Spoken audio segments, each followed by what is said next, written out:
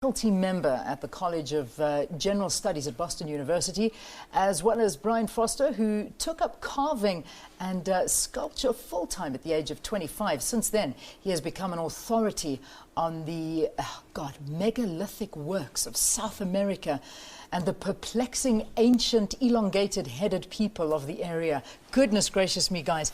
We need some explanations going on here. How are you doing? Welcome to Morning Live. Thank you very much. All right, this is interesting. First and foremost, we have to talk about this that's on the table at the moment.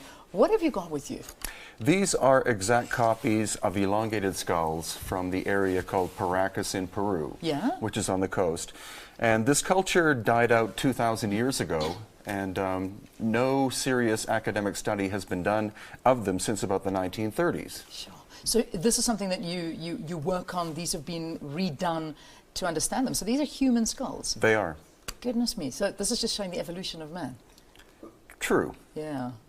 I'm glad we don't have heads like that anymore. That's all I can say about that. Let's start at the beginning, all right? Because I think you caught me off guard with these on the table. What is the SCA Conference all about? What do you get out of it? What it is looking at the origins of civilization, the origins of humanity, what it really means to be a civilized person, where did our culture begin? And what we're finding is that civilization began at a much earlier stage than archaeologists and historians, I'm an academic, that my academic colleagues assumed initially. Generally, it's been assumed that civilization started about 3,500, 4,000 BC. We're now finding that civilization actually goes back to the end of the last ice age, some 12,000 years ago, about 10,000 BC. This began with my work in Egypt on the Sphinx and redating the Sphinx of Egypt, the Great Sphinx, but now we're finding other evidence in many other countries, for instance, Göbekli Tepe, the site in southeastern Turkey, that goes back to the end of the last ice age. So we're finding that humanity is much deeper, goes back much further, and has a much greater history than we ever imagined. Amazing. What does it mean for us now? I mean, what messages do these discoveries hold for modern civilization? Well, something that's very important is what we are now finding based on the evidence is that civilization emerged, and I mean very sophisticated technological civilization. They were building incredible stone monuments and, had a very well-developed society before the end of the last ice age, about 10,000 BC. But all the geological evidence, I'm a geologist, indicates that the ice age ended very abruptly. We're now piecing together that there were major solar outbursts, catastrophic changes on Earth. This wiped out these early civilizations, essentially set humanity back into a dark age for thousands of years before civilization reemerged. And I don't want to be a scaremonger, but we are now finding that this could happen again. A truism of geology is if it happened in the past, it could happen again in the future. And there's been a lot of astrophysical studies now of the sun and solar activity, and the sun is starting to ramp up. It's starting to go into apparently a period of volatility when we could have something occur again, basically solar outbursts that wiped out this previous round of civilization. We had better prepare for the future. So for me, it's not just voyeuristic. It's not just a matter of looking at past civilizations saying, oh, that's very interesting. I think there are real lessons to be learned as we go into the future. That's amazing. I mean, so that's at the crux of all of this, is that we need to know what happened back then so that we can try and avoid it happening in the future again. Because it's sort of one of these cliches that history repeats itself if we don't make preparations, if we don't learn from history. Wow. All right, let's go back to now this study that you've been doing. I mean, you've been studying these phenomenal elongated human skulls and cranial deformations for some time. Talk to us about them. I mean, what have been some of the most amazing findings, Brien, that you've done out of this? Well, actually, the conventional academics believe that all cranial deformation or all elongated skulls on the planet were done as a ceremonial practice. And this happened on every continent, so in Africa as well as Europe, etc., etc. But what we're starting to do is do DNA testing, and the DNA testing is starting to insinuate that the ancestors of these people were not exactly Homo sapiens as we are. They could have very well been a different branch of humanity. And academia has not really addressed that at all, as well as the fact that where we find these people, we also find the megalithic structures in a lot of cases. And what's the relationship between the two of them? I mean, obviously you've been studying that. What have you found? Well, basically that, as Dr. Robert Schoch was saying, is that we're being told that civilized humanity more or less arose about maybe 3100 BC, but now we can push back the timeline much farther, and it means that we as humanity are far more complicated and have a much more intriguing history than what we've been taught. Sure. When you come here to South Africa, I mean, when we talk about the cradle of humankind and the hominids that have been found there, yes. I mean, let's talk about that and put that into the picture for us. Oh yeah, I think this is a very important point of origins for humanity as a whole, and what we're finding is that humanity is much more diverse than we previously realized.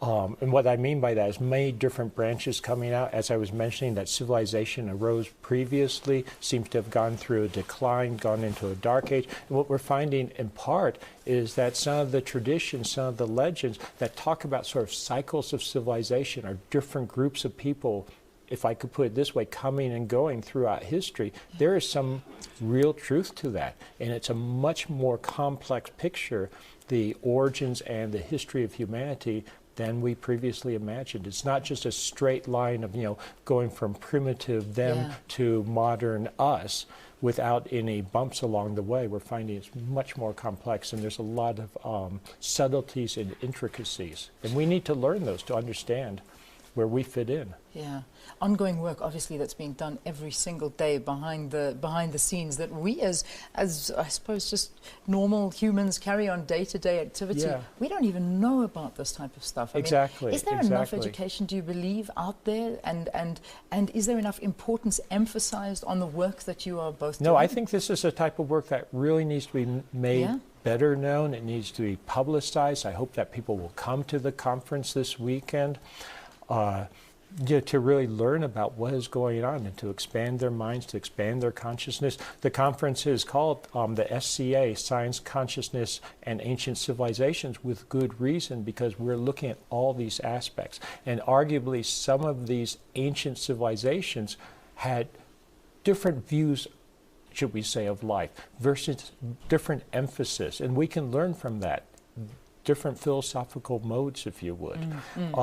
And we need to look at the broad range of humanity, I believe, as we live in this world that we live in and face future issues. Yeah, you mentioned it in one of your previous answers, but let's elaborate a little bit on this, because I mean this I find fascinating. I'm sure so many people do as well. You're best known for your research on the Great Sphinx of Egypt, and you found a lot of controversy there. Yes, I have. Tell us a little bit more about this. Okay, I started working on ancient civilizations in Egypt in 1990. I'm a geologist and geophysicist. That's what my PhD is in. I studied the Great Sphinx from a geological point of view. Now, at that time, the Egyptologists all agreed that the Sphinx was dated to 2500 BC. What I found was very clear evidence of water weathering, precipitation, rain on the body of the Sphinx, deeply eroded.